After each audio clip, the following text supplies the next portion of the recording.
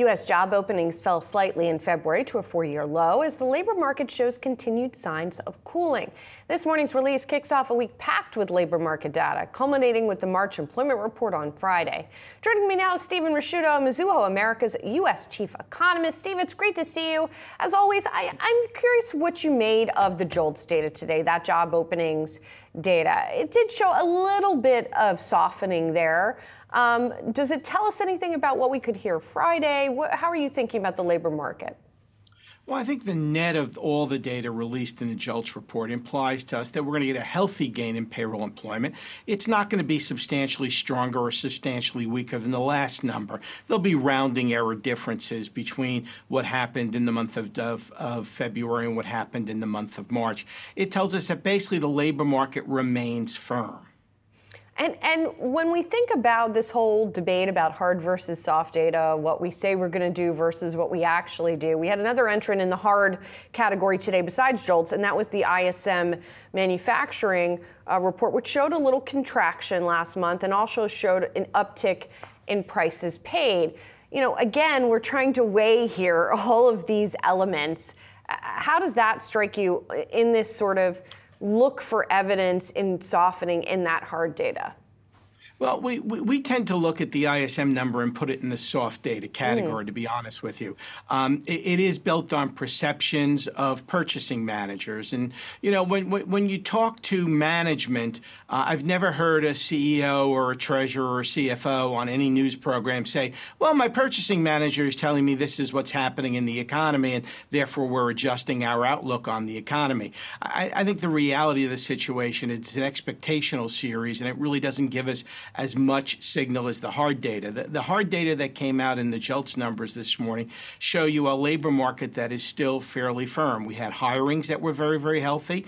The quit rate remained at a very, very healthy level. All those factors are telling you that people are still out there. They're still in an environment where they can get jobs. They've got jobs. They're comfortable in their jobs.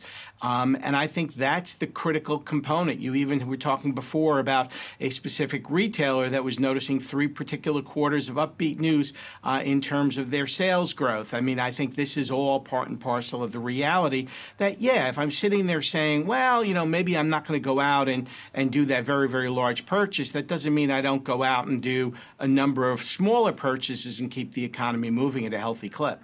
So, Steve, as you point out in your most recent note, you guys are still relatively optimistic about where the economy is going this year. You're looking at 2.3% GDP growth by the fourth quarter, which is above consensus here. And you talk a little bit in the note about what you're seeing that you think other economists might be missing here. What do you think are some of those key things?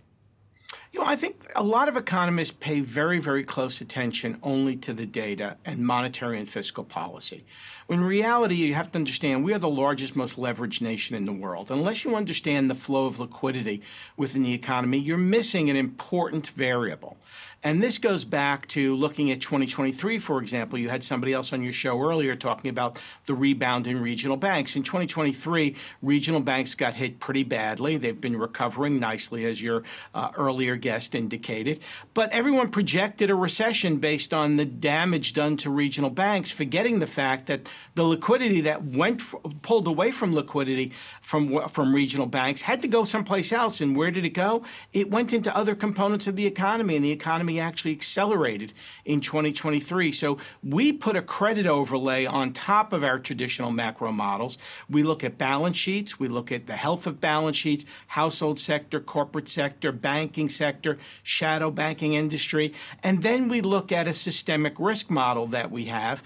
And we see that those balance sheets are very healthy and there is no systemic risk in the economy. So if we see an economy that loses some spending in consumer goods, we're likely to see an economy which can actually pick up spending into consumer services. And we only get one real piece of data out on that. That's hard. That's in the personal income and spending report. We get out the weaker ISM service number, the softer numbers there between hard and soft data. And last time through that, you know, ISM for services was fairly healthy. So when you talk about all this liquidity, put another way, you think there's basically enough cash sloshing around the system to ride out maybe, you know, a little bit of softness in sort of spending intentions, that people have the money and so they're going to spend the money? It's not just the liquidity sloshing around the system. It's the fact that credit is available. People who want credit can get credit. Corporations that want to raise debt are raising debt at very tight spreads. Individuals can get a mortgage if they qualify for one. No one's sitting there saying, I'm not going to lend to anybody. That's a credit crunch. We're not in that environment.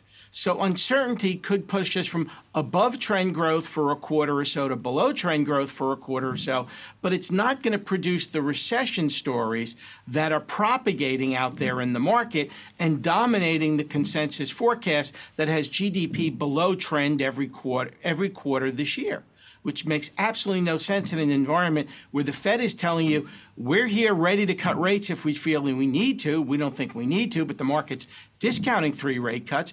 And you've got the potential for more fiscal policy stimulus coming this year on the backdrop of fairly aggressive stimulus by Joe Biden on his way out the door in December. Steve, a little optimism here. Thank you so much. Good to talk to you. Cheers.